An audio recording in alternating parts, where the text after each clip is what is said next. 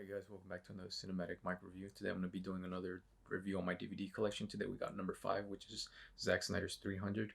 It's based off of a graphic novel by Frank Miller. I gotta tell you that my taste for this film has kind of changed, as back then I was more into action film and now I'm more into like some deep storytelling. I mean, it's not bad, and but it's not really my taste anymore. But I can see how it's in my collection and how I used to like these films because I was a fan of more action films back then than I was of like these deep storytelling. I gotta bring up the cast. The cast, we got David Winham, who's from Lord of the Rings. Also, we just finished seeing him in Netflix's Iron Fist as Harold Meacham. We got Lena Headey from Game of Thrones. We got Dominic West, who I believe this was like the first film that I saw him in. And then I got excited when I saw his name for the Punisher Warzone. Actually really enjoy that Punisher film. And then we got the star of the film who plays Leonidas, Gerard Butler. This is the film that actually brought Gerard Butler to my attention. I did not know that I actually seen him before this. Yeah, he's actually in a film that I used to have called Dracula 2000, and I didn't know that he was the one that actually played Dracula. I think he's a good actor. I have like a few of his films, not much because he didn't grow into much after that. But he is in one of my favorite films by Guy Ritchie, which is Rock and Rolla. And then there's Michael Fassbender, one of my favorite actors. Michael Fassbender, who's from Inglourious Bastards, X-Men First Class as young Magneto. He's also in one of my other favorite films by, I think it's Ridley Scott, called The Counselor. So you got a good cast here. One of the things that I like about the film is that it's narrated by David Wenham, who plays Dilios. I like that he narrates it because it gives it some kind of emotion, and you don't figure about that narrating until like the end, but it's a big part of the story as once you get to the end. The reason I like it also because when you see the film, there are images that Zack Snyder gets. He frames this film like really like a story. As I was looking at these shots that he has done, they reminded me of like just being sucked into like a tale, little story. And I know it's based off of a graphic novel, and he took like the graphic novel as a storyboard. But I bring this up because I think anybody who goes into watching the movie actually can who doesn't know that it's a graphic novel will actually think about that too.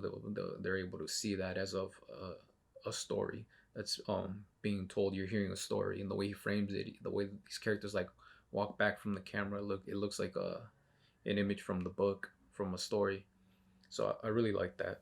To add on to that, like I said, he brought the graphic novel to the screen, and it's something that I remembered of Robert Rodriguez's Sin City, which is another favorite film of mine. Robert Rodriguez brought Frank Miller's world of Sin City to the screen, and that was something that I think people didn't see at the time, and it was something new that people saw and something visual too. And I think Zack Snyder did that with 300, bringing a different story by Frank Miller and bringing that to the screen, just the way that Robert Rodriguez brought Sin City to the screen.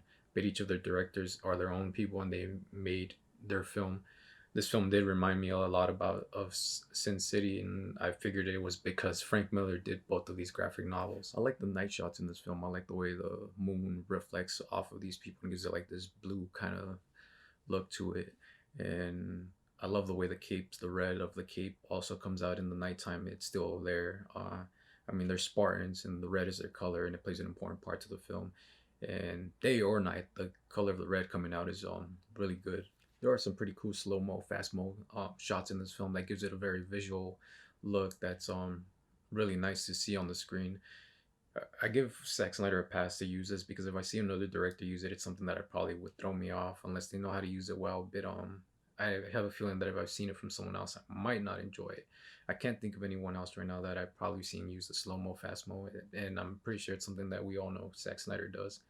But for me, he's the one that gets a pass because it's a trait that he has and represents who he is as a director. One of the things that fails me in this film is kind of the dialogue. Not as bad as the other movie that I talked about last time that had bad dialogue, but it's full of just like heroic lines throughout the film, and it's not something that really got me interested as much. Back then, it was something that I enjoyed seeing a lot. I was able to be hooked on it, but this time I wasn't that hooked on as I was before. I think it's a film that tries to be kind of Gladiator but goes in its own direction, but it's not Gladiator, and I feel like it's more of a film for like teenagers or anyone who wants an action film. It's still a beautiful film to look at. Some of the vision that Zack Snyder has and puts it on the screen. It's still nice to see. The other thing that's good about this film is the costumes. As I talked about the red cape, it's really nice to see the red come out of it. The cape is nice. I like the long cape, and it looks like it's been worn from like being stepped on, from being dragged on the dirt. The other thing that I really enjoyed is the helmet. The helmet looks really heavy, and I love the way the detail of the helmet comes out. It's really nice. This is the film that actually introduced me to Zack Snyder. When back then I did enjoy the film, I became a fan of Zack Snyder. I had seen Dawn of the Dead before, but around the time I wasn't paying attention to like directors and writers, and I didn't know it was him until like later on. But watching this film made me become a fan of his, and also Watchmen is one that I enjoyed, and I can't wait to get to do a review on that later on. I think it was when I went to go see Sucker Punch was when Zack Snyder lost me, and I was really disappointed in that film. It wasn't what I was expecting, and from there on, I feel like he's kind of not gone in the right way. I did enjoy Man of Steel, but there's still some things that I felt like weren't what I was expecting of him. I am really glad though that he gets his Snyder cut released soon, so people can see that cut. I did have issues with Batman v Superman. I'm one of the ones that prefers the director's cut. I still don't think it's that great. I mean, it's not bad, but I think it explains a lot more in the one that should have been released instead of the theatrical release, which is why I'm excited to see what he does with the Snyder cut on Justice League. Even though I may not have enjoyed the film, I still think Zack Snyder is a director that people should look to, and because he has his own style, his own image, and I think he's really an important director to be looked at. The 300 came out in like 2006, and I didn't get to watch it in the theater. I bought the movie at like a Blockbuster.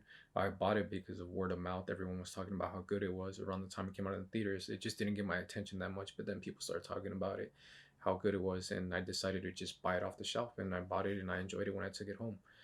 And I think at the time it was something like different, something new, something that people haven't seen before. They never saw that style that he did it, and I know he was trying to like copy exactly like the graphic novel, but still it was something new to everyone's eyes, and I think that was important, and I think that's why Zack Snyder is an important director to still look at. I have to admit that it's been so long since this film came out that there's been a lot of spoofs on it that I feel I couldn't take this film serious anymore because I've seen these parodies and spoofs of 300 so many times already that when I see some scenes it reminds me of that, which kind of disappointed me that I couldn't enjoy it in the way that I wanted to because of it being like from like 14 years ago already, and the spoofs and parodies that I've seen, it just got stuck in my head already, so sometimes it was hard to watch the film.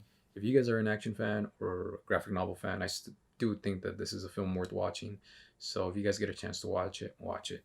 That's my review on Zack Snyder's 300. If you enjoyed the video, please like and subscribe.